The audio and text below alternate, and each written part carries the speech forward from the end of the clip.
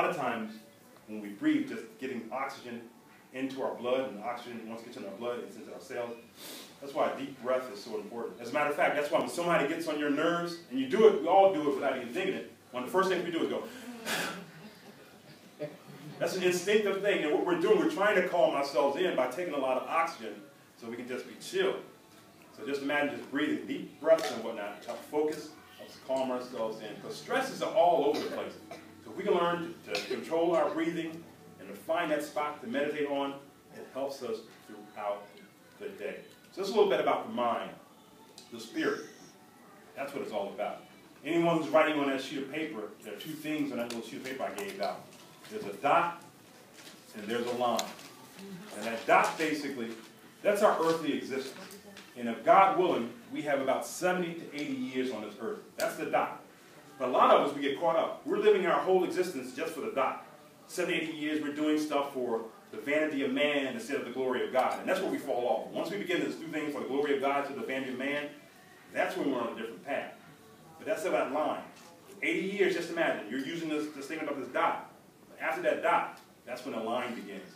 So hopefully this book will get people not thinking about that dot, but what happens after the dot expires. That line, that eternity type of thing. So in the spirit section, I talk about, give definitions about the Holy Spirit, what the Holy Spirit is. And also I hit people with something different. I hit people about some information about Islam, Judaism, and Buddhism as well. When a lot of people, said, you're a Christian? They started to doubt the fact that I was talking about Islam, the fact that I was talking about Judaism. And I'm like, hey, if you're a Christian, you want to spread the word, you have to know about other people in order you have to meet people where they are, basically. And as a matter of fact, Paul writes, to the Jews, I became a Jew in order to win Jews. I became everything, everybody, in the hope that I may save some souls. So we have to study, we have to learn about others. Different people may proselytize about others. My thing is a lot of times, and it's amazing, all the time on a plane, and when I read my Bible, someone always sits next to me that needs to sit next to me. And that Bible is the perfect thing. So I have people sitting next to me, Muslims or whatnot, and we just start, and I'm not like you're going to hell and all that stuff. I just start talking to them. And after the result of that conversation, they're like, I've never met a Christian quite like you before. And I'm like, that's what Christ is all about. Whatever, you're going to be convicted, wherever you're going to be convicted at the end of the day, but this is what it's all about. Because as Joyce Meyer said, Christ didn't die for religion. He dies for our relationship with him, and that's what it's all about.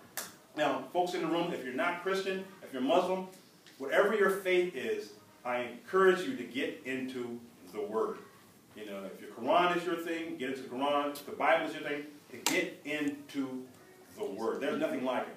Because as the paper says about the line, at the end of the day, we're not flesh. We are spirit creatures. And the only way to strengthen the spirit is to get into the Word. That's a perfect reflection. And, I've read the Bible all my life. But the past 16, 18 months, I've seen the Bible with new eyes.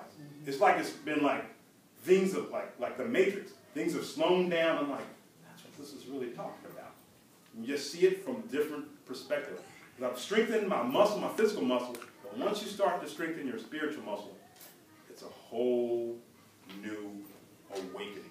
It's absolutely phenomenal. This past 18 months since I started, said January 1 of last year after Kwanzaa, I started it. Here we are in April, a year later. Body, Mind, and Spirit dropped in October. Got the book out there. I got e-copies of the book, and it's an amazing thing. The book has 21 chapters. My pastor said to me, and it's amazing, you tell people about your dreams. Don't be afraid to tell people about your dreams. Because God will send a lot of stewards to help us make our dreams come true. So the pastor was on board from the beginning. She's like, you got 21 chapters. Why don't you cut all those chapters up to separate books, e-books? I was like, that was absolutely brilliant. So that's what I did. I got the book and the whole out there, but 21 different e-books that are out there. And people are buying it in France and Germany. And it's just a phenomenal thing. And it's amazing which chapters resonate with people. Because out of the 21, I thought the #1 seller would be Money, Power, and Sex. Sex always sells. I want to buy all of that. But out of all 21 chapters in that book, the #1 seller from U.S., UK, Germany, and France is stress, depression, low self-esteem, and addiction. the 4 horsemen of your apocalypse. That's the number one. Everyone wants to deal with those 4 different things. People all over are buying that up. So that's a little bit about, you know, why it is I'm standing in front of you today. That's a little bit about the book itself. Sandra, I can't say enough about her support for this whole thing, about getting the books in your hands as a matter of fact. You know, the first time, this book was like unleavened bread. As I said, I knew it was going to be out quickly. That was just the Holy Spirit speaking to me. So I got it out October 1. But the first relief was going to be, it just said, 300. You need to get 300 copies out here now. So I printed 300 copies, and out of that, Sandra purchased some of them, a considerable amount of them, at the first book signing at Gallery Serengeti.